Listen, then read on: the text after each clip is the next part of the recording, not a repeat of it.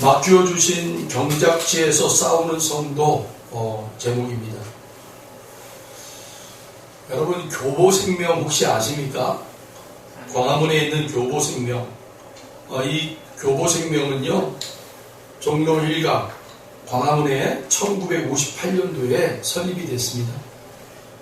광화문 글판이라는 그러한 본사 앞에 큰 정각판에다가 25년간 그 많은 사람들이 출판한 그러한 글들, 책들, 시들, 그 중에 또 많은 국민들에게 이렇게 지지를 받고 좋아하게 된 그러한 것들을 매년마다 그 전광판 안에다가 다 세워놨어요. 기록을 해놨어요. 25년 동안 10개의 이 가장 우리 국민들이 좋아했던 글을 잠깐 소개합니다. 첫 번째, 나태주의 풀꽃. 자세히 보아야 예쁘다. 오래 보아야 사랑스럽다. 너도 그렇다. 두 번째, 정현종의 방문객. 사람이 온다는 건 실로 어마어마한 일이다. 한 사람의 일생이 오기 때문이다. 세 번째, 장석주의 대추 한 알. 대추가 저절로 붉어질 리가 없다. 저 안에 태풍 몇 개, 천둥 몇 개, 벼락 몇 개. 네 번째, 정호승의 풍경 달다. 먼 데서 바람 불어와 풍경 소리 들리면 보고 싶은 내 마음이 찾아간 줄 알라. 다섯 번째, 도종안에 흔들리며 피는 꽃.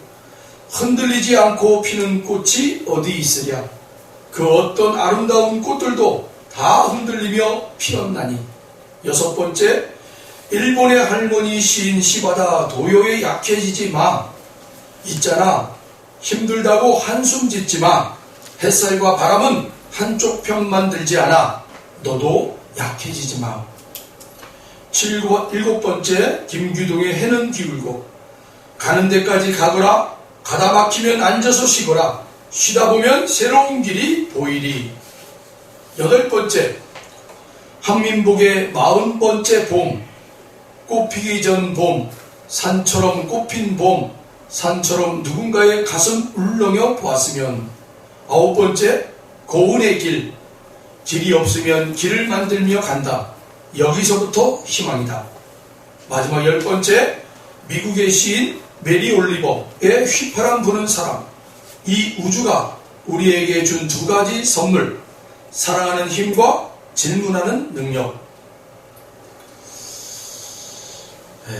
여기 10가지 중에 제가 참 이렇게 좀 깊이 좀 묵상을 해야 되겠다 했던 그 시는요, 나태주의 풀꽃이었어요. 자세히 보아야 예쁘다. 오래 보아야 사랑스럽다. 너도 그렇다. 여러분에게 힘들게 하는 지체들이 있으세요? 여러분 마음 아프게 하시는 그런 지체들이 있다면 오늘부터 그 사람을 여러분 자세히 보세요. 자세히 보세요. 오래 보아야 돼요. 그러면 뭔가 다르게 보여야 될 줄로 믿습니다. 특별히 우리 하나님을 믿는 사람들을, 우리가 하나님의 형상대로 회복된 우리들은 이 바라봄이 여러분 세상이 바라봄이 아니라 하나님께서 우리를 향하신 그 바라봄으로 여러분 그 사람들을 바라보게 되면 뭔가가 보이기 시작합니다. 오늘 본문 우리 다시 한번 합독하겠습니다. 15절로 17절 우리 같이 읽겠습니다. 여호와 하나님이 그 사람을 이끌어 에덴 동산에 두어 그것을 경작하며 지키게 하시고, 여호와 하나님이 그 사람에게 명하여 이르시되, 동산 각종 나무의 열매는 내가 임의로 먹되 선악을 알게 하는 나무의 열매는 먹지 말라. 내가 먹는 날에는 반드시 죽으리라 하시니라. 아멘. 하나님께서는 천지만물을 지으시고 대단히 기뻐하셨습니다. 빛을 지으시고 기뻐하셨고, 하늘의 땅과 바다와 갖가지 생물들을 지으시고 기뻐하셨습니다. 아담과 하와를 지으신 후에는 참으로 내가 기쁘다. 그 기쁨이 바로 무엇에 포함되어 있냐면 에덴 동산, 에덴 동산이라는 그 단어 속에는 기쁨이라는 것이 포함되어 있어요. 그러니까 하나님이 지으신 것이 다 기쁨이라는 거예요. 그러니까 기쁨이 있는 곳은 여러분 자연스럽게 따라오는 게 뭐예요? 행복이 따라와요. 그러니까 에덴 동산은 그 기쁨으로 충만하여 지어진 그러한 곳이었어요. 그리고 행복이 넘치는 그 행복이 넘쳐서 네 갈래의 여러분 강줄기가 터져서 세상으로 그 기쁨과 행복들이 다 흘러가는 그런 구조였단 말이에요. 에덴 동산. 그런데 하나님을 슬프게 한 사건이 일어나게 돼요. 하나님을 슬프게 하는 사건. 하나님께서 아담에게 여호와 하나님이 그 사람에게 명하여 이르시되 동산 각종 나무의 열매는 내가 임의로 먹되 선악을 알게 하는 나무의 열매는 먹지 말라. 내가 먹는 날에는 반드시 죽으리라 하시니라. 오늘 보면 16절로 17절의 말씀에서 하나님이 명령하셨어요.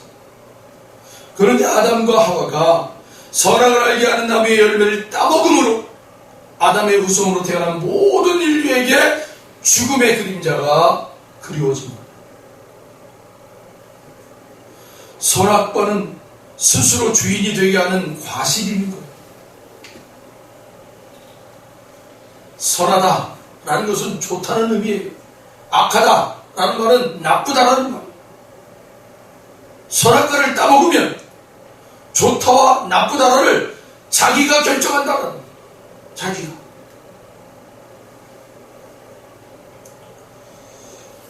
하나님만이 우주의 절대 주인인데 아담과 하와가 선악과를 먹고 주인 노릇을 하고 있는 거예요. 자기를 창조한 하나님과 뭐 하는 거예요? 이제는 싸우는 거예요. 하나님. 죄라는 것은 사람이 하나님을 주인으로 모시지 않고 스스로 주인이 되는 것이 바로 죄인이에요. 누가 우리의 주인인가? 이 질문은 여러분과 저는요 평생 동안 여러분 이 질문을 던지셔야 돼요. 누가 우리의 주인인가? 이건 굉장히 중요한 거예요. 철학자들만이 나와서 여러분 누가 우리의 주인인가? 이렇게 말하는 사람들이 아니에요. 우리 모든 사람들이 다 누가 우리의 주인인가? 라고 세상의 자리에서 여러분 질문을 던지셔야 됩니다. 예수님께서는 우리를 향해서 많은 말씀들을 해주셨어요. 그런데 그 많은 말씀들의 비유 중에 특별히 우리 사람들의 마음에 대하여 집이다 라고 표현한 그런 말씀들을 참 많이 하셨어요. 우리의 마음을 집이다라고 해요. 누가복음 11장 24절로 26절에 보면 더러운 귀신이 사람에게서 나갔을 때에 물 없는 곳으로 다니며 쉬기를 구하되 얻지 못하고 이에 이르되 내가 나온 내 집으로 돌아가리라 하고 가서 보니 그 집이 청소되고 수리되었거늘 이에 가서 저보다 더 악한 귀신 7을 데리고 들어가서 거하니 그 사람의 나중 형편이 전보다 더 심하게 되느니라.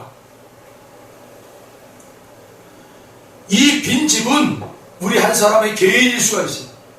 그리고 우리의 가정이 될 수가 있고 좀 더 넓게 보면 우리 교회, 회사, 공동체 그리고 국가, 열방이 될 수가 있어요.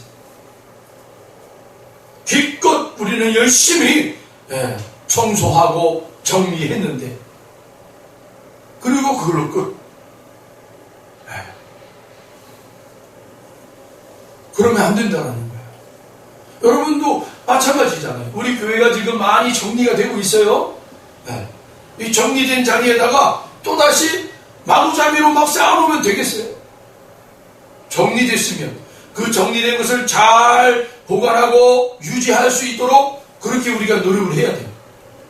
그리고 예쁘게 장식을 이제 갖다 놓고 정리한 것을 더 돋보이게 아름답게 그렇게 꾸미기 위해서 열심을 내야죠.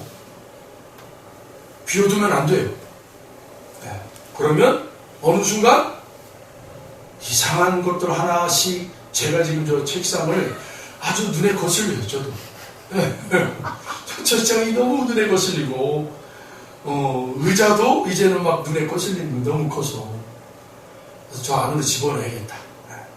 그런 마음을 가지고 있어요. 거슬려요. 거슬려. 근데 여러분, 우리가 이렇게 거슬리는 것을 내버려 두면 조자리로부터 시작해서 하나씩 지저분한 것을 이제 놓게 되는 거예요. 그러면 나중에는 이제는 손을 못 댈 정도로 아주 그냥 엉망진창 돼버리는 거예요. 네. 처음보다 더 손대기가 어려울 정도로 지저분해지고, 마치 예수님이 우리에게 말씀하고 그 한 사람이 참 이제는 하나님 주님의 은혜로 치유받아서 참 마음이 깨끗해졌는데 그가 열심으로 하나님 앞에 말씀을 들어야 되는데, 여러분, 비어진 마음에는 다른 것을 채우는 게 아니에요. 하나님의 말씀으로 채우셔야 돼요. 다른 것으로 채워서는 절대 안 되는 거예요. 성도들 간의 교제? 아우 좋죠. 그걸로 채워요? 아니에요. 그건 다 날아가 버립니다. 여러분, 말씀을 채우셔야 돼요. 그래서 우리는 말씀을 듣기 위하여 주의 성전에 나와야 되는 거예요. 어떤 일이 있어도 힘들어도 나오셔서 하나님의 말씀을 들으셔야 돼요.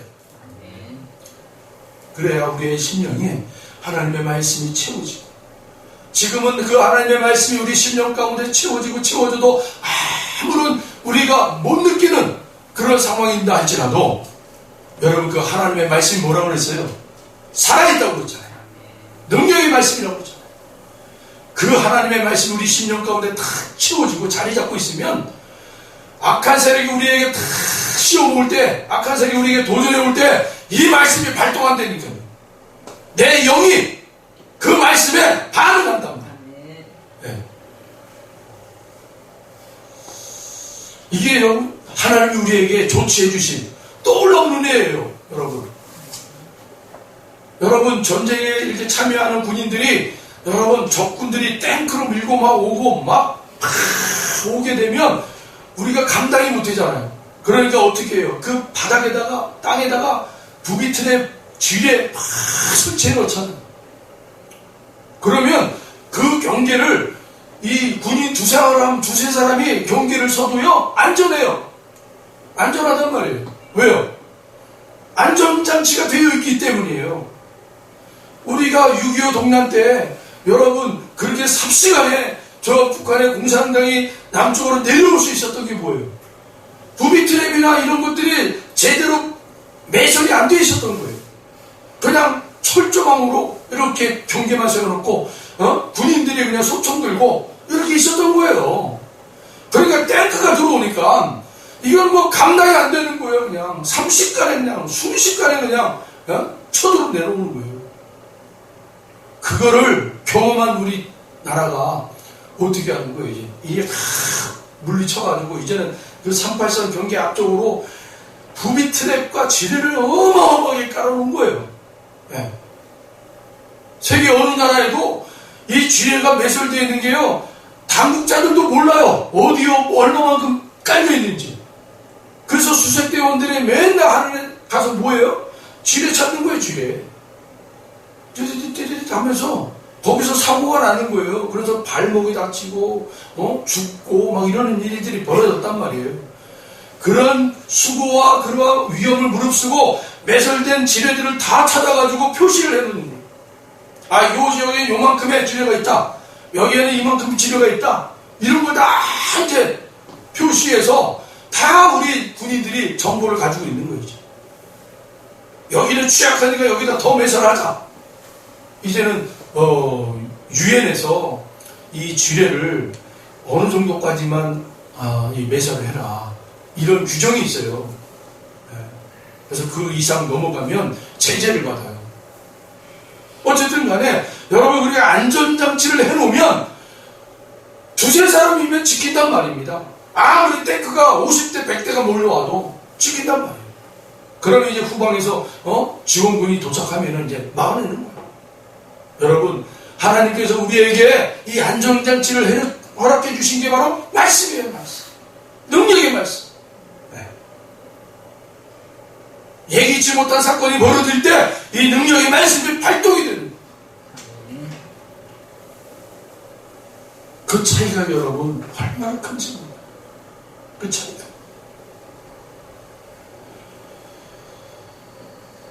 에베소서 2장 2절로 3절에 보면 그때에 너희는 그 가운데 행하여 이 세상 풍조를 따르고 공중의 권세 잡은 자를 따랐으니 곧 지금 불순종의 아들들 가운데 역사하는 영이라. 전에는 우리도 다 그 가운데 우리 육체의 욕심을 따라 지내며 육체와 마음에 원하는 것을 하여 다른 이들과 같이 본질상 진노의 자녀였다 라고 기록하고 있습니다.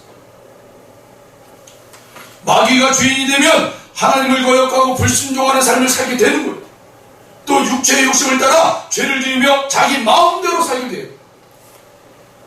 이처럼 하나님을 떠나 자기 멋대로 살면 기쁨과 행복의 에덴을 잃고 그 삶의 가시와 엉거기가 가득하게 쌓이게 되는 거예요.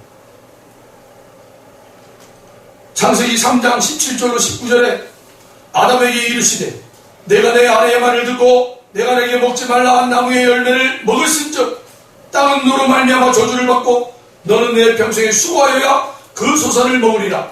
땅이 내게 가시덤불과 엉겅퀴를 낼 것이라. 내가 먹을 것은 밭의 채소인즉 내가 흙으로 돌아갈 때까지 얼굴에 땀을 흘려야 먹을 것을 먹으리라.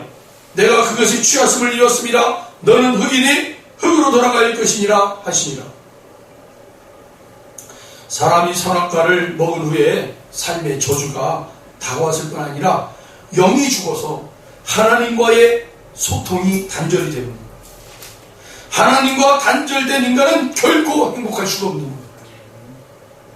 여러분 보세요. 하나님과 단절된 세상 사람들의 모습을, 그들의 그 목마름을 채우기 위해서 얼마나 많은 것들을 여러분 그렇게 합니까? 도저히 볼 수 없는 것들 있고 그런 것들도 하더라는 거예요. 그 갈증을 채우기 위해서. 그런데 도저히 그 갈증이 해결이 안 돼요. 해결. 제가 어릴 적 아버님이 일찍 이제 소천하셨고, 그래서 이제 저희 어머님과 떨어져서 살게 됐어요. 그 어릴 적에도 어머님과 떨어져 있는 그 삶이 굉장히 저에게 두렵더라고요. 그래서 그 행동들이 어떻게 나타나느냐면, 이제 분리된 불안증, 그런 것이 이제 막 폭력으로 나타나는 거예요. 그러니까 초등학교 때 학교에서 막 애들을 막 패버리고. 그래서 저는 우리 학교에서 이거였어요. 5학년 때까지 이거였어요. 이 짱. 마구마구 패버리는 거예요. 조금만 신경을 저를 건드려버리면 그냥 막 가서 그냥 죽기 살기로 때려 눕혀버리는 거예요. 그런 것이 내 안에 있었다라는 거예요. 어릴 적에. 그 분리에 대한, 분리증에 대한 그 불안함이 뭐 이런 폭력으로 나타나기 시작합니다. 그때 어느 날 제가 청년 때 그렇게 하나님 앞에 기도하는데 그 모습을 다 보여주시는 하나님. 우리가 가끔 하나님 앞에 여러분 깊이 들어가면 우리의 어릴 적 그 상태들을 하나님이 지금의 너의 그 쓴뿌리가 어디로부터 출발이 됐는지를 하나님 보여주세요. 가르쳐주세요. 그때 내가 어릴 적 나는 그걸 그냥 할아버지 할머니 그리고 고모들 작은 아버지들하고 같이 살면서 뭐 별로 나는 그렇게 큰 어려움이 없었는데 그냥 장난기만 좀 발동이 돼가지고 애들 때리고 뭐 이 정도였는데 그렇게 생각을 했었어요. 저는. 그런데 그게 아니더라는 거예요. 하나님이 탁 짚어주는 거예요. 너 그때 마음에 이런 상태였어. 네가 알지 못하였지만 엄마와 분리된 그 과정에서 네가 아파왔고 네가 그렇게 많이 슬퍼했어. 그래서 네가 그것이 밖으로 폭력으로 나타난 거야. 하나님이 그걸 다 알게 해주시더라고요. 그래서 그렇군요. 하나님.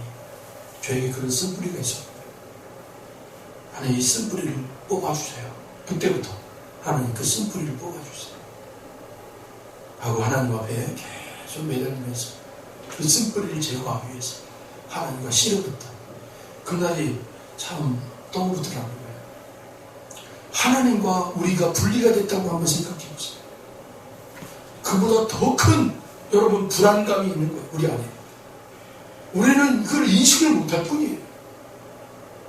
그러니까 그것이 인식이 안 된 상태에서 그냥 세상에서 내가 최고야. 난 이렇게 성공해야 돼. 내가 이렇게 사람들을 짓밟고 일어날 거야. 이게요, 하나님과의 단절된 사람들의 불안한 그 모습을 그렇게 표출하고 있더라고요. 네, 표출하고 있어요. 그런데 그런 사람들이 하나님을 만나게 되면, 하나님을 알게 되면, 하나님과 그 영이 통하기 시작하면 자기의 잘못된 것이 이게 정말 아니구나. 내가 이런 하나님과의 단절됨의 불안함을 이렇게 나타냈구나. 이렇게 표현했구나. 이게 알게 되는 거예요. 그리고 자연스럽게 그들의 삶이 교정이 되는 거예요. 그냥 바꾸려고 하는 게 아니라 자연스럽게 교정이 돼버리는 거예요. 왜요? 하나님과의 나의 관계가 회복이 되면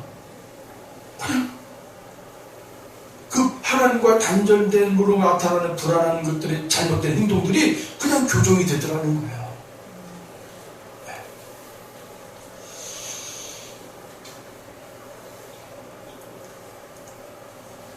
이렇게 여러분, 단절이라는 것은 굉장히 아파요. 아프고, 어떤 가정은 사랑하는 누군가가 갑자기 하나님 나라 가기도 하고, 그래서 단절이 되잖아요. 단절. 아프고. 하나님 앞에 물었어요. 하나님, 왜 이렇게 하나님 이런 분들을 이렇게 가셔야 되죠? 좀 은혜롭게 가면 안 되나요? 하나님? 제발 좀 은혜롭게 갔으면 좋겠어요. 하나님, 우리 부르실 때 하나님, 저도 하나님 앞에 갈 때 좀 은혜롭게 저를 좀 데려가 주세요. 그렇게 막 때를 썼어요. 네. 평안하게 좀 가게 해주세요. 좀 평안하게 하나님 나라 가는데 좀 세상 사람들에게 야, 저 사람 하나님 나라 갈 때 이렇게 멋지게 가는구나. 그렇게 좀 보여주고 가면 얼마나 좋아요. 하나님 앞에 떼었어요. 한 며칠 동안. 도대체 이게 뭐야, 하나님? 덕이 안 되잖아요, 덕이요. 하고 막 하나님 앞에 막. 근데 하나님이 저에게 어떤 마음을 주셨는가? 나에게 가장 소중한 아들을 내가 어떻게 데리고 왔냐? 그 마음을 다 주시는 거예요. 나의 소중한 내 아들 예수를 내가 어떻게 내 품 안에 옮겨왔냐? 이 질문을 하나님 저에게 되뇌하시는 거예요. 그렇군요. 가장 처참한 저 십자가형으로 당신의 아들을 데려가셨군요. 제가 그러고 나서 말을 못했어요. 하나님 앞에. 하나님께서 부르실 때 물론 편하게 기도하다가 가시는 분들도 있어요. 예배 중에 저 앉아가지고 그냥 자연스럽게 가시는 분들도 있어요. 그런데 때로는 어떤 분들은 세상이 저렇게 가야 돼?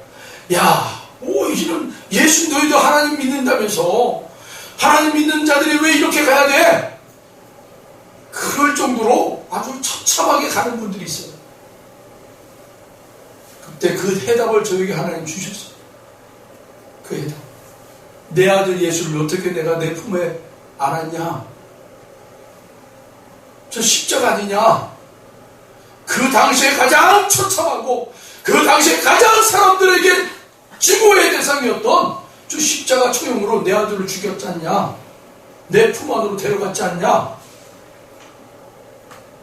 또 어떤 이는요, 성경에 보니까 그냥 하나님 앞에 이렇게 부름받아서 승천하여 가더라는 거예요. 죽음도 맛보지 않고 그냥 하나님 후 하고 그냥 부르셔요.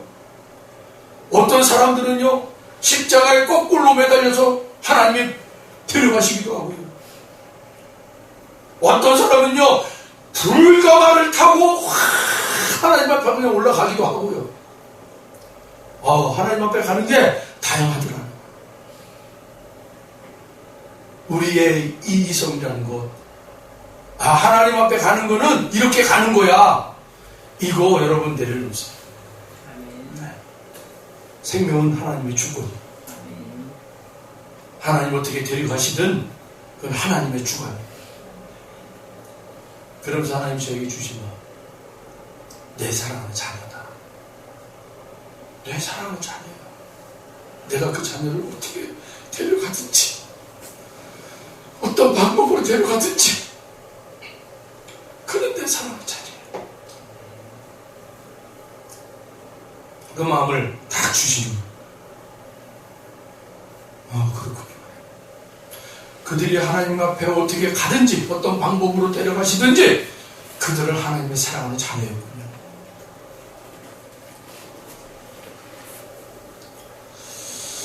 로마서 8장 22절에 피조물이 다 이제까지 함께 탄식하며 함께 고통을 겪고 있는 것을 우리가 안다라고 얘기하고 있습니다. 하나님과 단절된 세상, 하나님과 멀어진 세상, 하나님을 모르는 이 인간은 이렇게 여러분 정말 탄식하고 있는 거예요. 탄식하고 있는 거예요. 세상이 탄식하고 있는 거예요.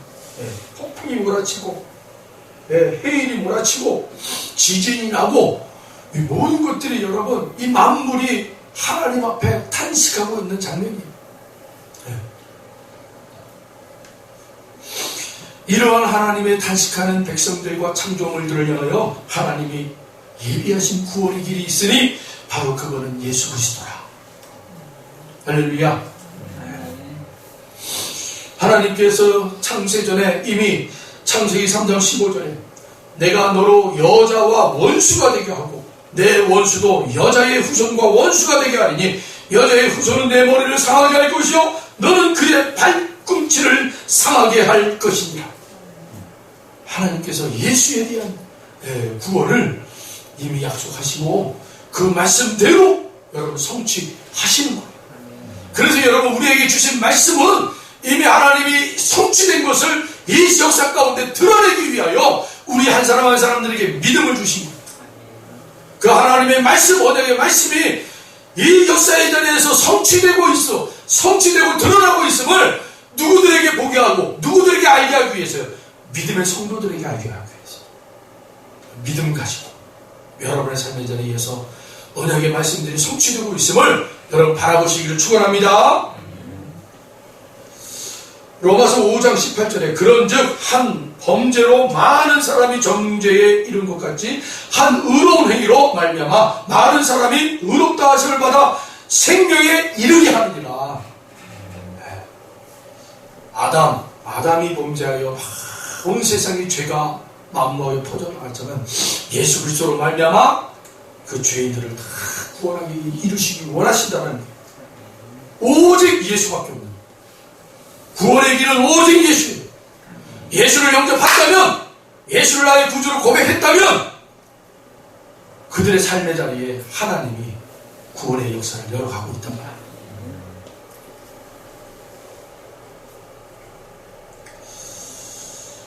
좀 말씀이 길어져서 그러면 오늘 맡겨주신 경작지에서 싸우는 성도, 이게 도대체 뭔가? 오늘 15절 말씀을 같이 한번 읽어보겠습니다. 15절 말씀을 다시 한번 읽어봅니다. 여호와 하나님이 그 사람을 이끌어 에덴 동산에 두어 그것을 경작하며 지키게 하시고. 아멘. 여러분 우리의 삶의 자리에 하나님 맡겨주신 자리 있어요. 여러분들에게 우리들에게 맡겨주신 자리, 즉 아담과 하와에게 맡겨주신 자리는 어디예요? 에덴 동산이었어요. 에덴 동산. 저와 여러분에게 하나님이 맡겨주신 에덴 동산이 있단 말입니다. 그것이 가정일 수가 있고 직장일 수도 있고 우리 교회일 수도 있어요. 여러분에게 맡겨주신 그 에덴 동산, 그것에 하나님이 내가 실력으로 내가 능력으로 그곳에 있는 거야, 그러지 마세요. 내 사랑하는 남편과 내가 가정을 이루고 이렇게 있는 거야, 그러지 마시라는 거예요. 하나님이 우리를 그곳에 다 갖다 놓으신 거예요. 네. 그게 바로 그 사람을 이끌어 에덴 동산에 두어라는 표현이에요. 두어. 하나님이 다 갖다 놓으셨다라는 거예요. 네. 여러분의 자리가 바로 하나님이 주신 자리예요. 그럼 우리가 거기서 뭘 하는 거예요? 경작하라는 거예요. 경작을 하라. 네. 그리고 지켜라. 네. 여러분 경작은 뭡니까? 우리가 딱 떠오르는 단어, 이 경작의 단어에 떠오르는 게 뭐예요? 아, 우리가 수고해야 되는구나. 애써야 되는구나. 열심을 내야 되는 거구나. 그럼 지키라. 이 단어에는 뭐가 여러분이 딱 떠올라요? 싸워야 되는구나. 싸워야 돼. 근데 뭐와 싸우느냐 이거예요. 그게 중요하잖아요. 뭐와 싸우느냐. 싸움의 대상을 우리가 정확하게 알아야, 여러분, 우리와 싸워야 될 대상이 누구인지를 정확히 알아야 여러분 승리할 수 있는 거예요. 우리가 싸워야 될 대상이 누군지 모르고 싸우면 허공에다가 막 이렇게 하는, 여러분 16절로 17절에 분명히 뭐라고 되어 있어요? 여호와 하나님이 그 사람에게 명하여 이르시되 동상 각종 나무의 열매는 내가 임의로 먹되 라고 되어 있어요. 임의로 먹는다 라는 표현이 뭐예요? 네가 경작하여 수고한 대로 네가 먹을 것이다 라는 거예요. 아멘. 여러분의 삶의 자리에 여러분들의 수고와 땀과 노력과 열정을 인하여 여러분 얻어진 것들은 먹으세요. 하나님이 주신 복이에요. 먹으라는 거예요. 그러나 17절에 뭐라고 되어 있어요? 선악을 알게 하는 나무의 열매는 먹지 말라. 내가 먹는 날에 반드시 죽으리라. 우리의 싸움은, 여러분, 우리의 삶의 자리에서 우리가 열심으로 땀을 흘리고 열심으로 노력하여 얻어진 것들은 구별해 우리가 먹어도 되는 것들이지만, 하나님께서 먹지 말라는 것은 먹지 말아야 돼요. 네. 그걸 분별하셔야 돼요. 우리의 싸움이 거기에 있는 거예요. 우리가 경작하고 지켜야 될, 그래서 싸워야 될 우리의 소산, 우리의 영역, 우리의 하나님이 주신 복들을 누려야 되는데, 이 누려야 될 자리에서 분명히 하나님께서 이 선을 넘어가지 말아라, 이것은 손대지 말아라 라는 것들이 있단 말입니다. 하나님이 그 이스라엘 백성들이 그래서 뭘 주셨어요? 십계명을 주신 거잖아요. 이게 너무 많은 하나님의 계명들이요, 율법들이. 이걸 다 어떻게 지켜? 그래서 하나님께서 이것들을 다 모아가지고 핵심으로 10가지의 계명을 다 하나님 만들어 주신 거예요, 모세에게. 너희들 이거 다 지켜야 되는데, 이 모세 율법의 모든 것들을 하나님이 명령하신 것을 다 지켜야 되는데, 야, 너희들 지킬 수 없으니까 내가 엑기스만 내가 10가지를 내가 뽑아가지고 너희들에게 줄게. 이게 바로 십계명이에요. 우리 하나님이, 그래서 여러분, 하나님을 믿는 자녀들은요, 여러분 혹시 이런 거 아세요? 긴 장문을 단문으로 만드는 능력. 긴 장문을 단문으로 만드는 거예요. 몇 소절로 딱 함축시켜서 이래저래 막 얘기를 하면요, 듣는 사람도 짜증이 나요. 도대체 저 사람이 뭘 얘기하는 거야? 도대체 저 사람이 말하고자 하는 핵심이 뭐야? 그래서 결론이 뭐라는 거야? 몰라요. 참 늘어놓으면. 근데 이 늘어놓은 것들을 한 몇 마디로 딱 함축해서 그냥 딱 선포하면, 아, 그래, 당신이 원하는 게 바로 이런 거였어. 알았어 하고 받아들이는 사람들이 쉽게 받아들이잖아요. 우리 하나님의 능력 중에 하나가 바로 이런 거예요. 아주 복잡한 거를 아주 간단하게 하나님이 말씀하세요. 이게 우리 하나님이 가지고 있는 속성 중에 큰 능력이에요. 그래서 여러분들에게도 이런 은혜가 있어요. 하나님의 형상을 회복하는 신령들에게 하나님의 그 능력들이 여러분 스며들고 있단 말입니다. 그래서 여러분들의 자리에 아마 이런 능력들이 잘 발굴되면 세상의 자리에서 어떤 세미나를 인도하거나 어떤 뭘 할 때 아주 장황하게 하는 게 아니라 아주 간단하게도 딱 하지만 정말 듣는 사람들로 하여금, 보게 하는 사람들로 하여금 핵심적으로 탁탁탁 꽂히게끔 이런 능력을 우리가 하나님 주셨단 말이에요. 하나님의 성품이기 때문에. 그래서 하나님이 십계명을 딱 주신 거예요. 그 수만 가지의 계명들을 10가지로 다 함축하고. 그런데 이 10가지 계명조차도 사람들이 지킨다, 못 지킨다? 못 지킨다. 그래서 아버지 하나님이 내놓으신 거예요. 내가 너희들 그 육체의 몸을 가지고 너희들하고 똑같은 생각을 가지고 똑같은 육체를 가지고 이 역사의 시간에 제약을 받으며 너희들과 함께하는 그 모습으로 내가 내려가서 내가 함축했던 그 10가지의 계명을 내가 너희들에게 어떻게 완성되는지를 보여줄게. 그래서 우리 주님이 우리에게 그 완성된 계명을 뭐라고 그러는 거예요? 한마디로 사랑이다. 네. 그래서 주님이 그 계명의 완성된 사랑을 몸소 실천해 주신 거예요. 하나님이 이처럼 우리를 사랑하셔서 독생자를 우리에게 보내주시고, 그래서 이 독생자를 믿는 모든 자들 다 살아나는 그 사랑의 결정적인 모습을 저 십자가에서 다 보여주시는 거예요. 이거야. 그러니까 너희들 수고하고 애쓰지 말고 이제 나를 믿어. 내가 이 계명 다 이루었어. 나를 믿고, 그럼 이제 너희들은 자유함을 얻으면서 그 주님이 이루신 그 풍성한 은혜를 누려라. 근데 우리에게 계속 뭐라고 그러는 거예요? 야, 니네들이 해야 될 건 해야 되잖아. 지킬 건 지켜야 돼. 라고 속삭여요. 여러분, 그 가운데 우리가 싸워야 합니다. 우리 주님이 이루신 것을 내가 주리를 잡아야 돼요. 주님이 우리에게 보여주신 것들을 보게 되고 기뻐하고 감격하며 이 기쁨과 감격을 또 누군가에게 여러분 전하는 일에 힘쓰는 되면 됩니다.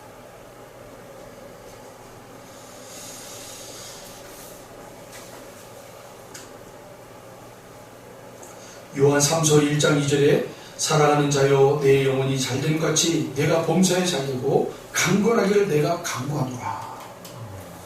하나님 저와 여러분에게 좋으신 하나님이세요. 그 하나님께서 저와 여러분들에게 너희들 좋은 사람입니다.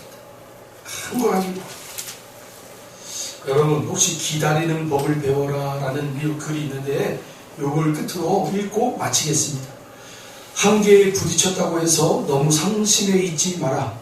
눈앞의 벽이 너무나 커 보여도 쉽게 포기하지 마라.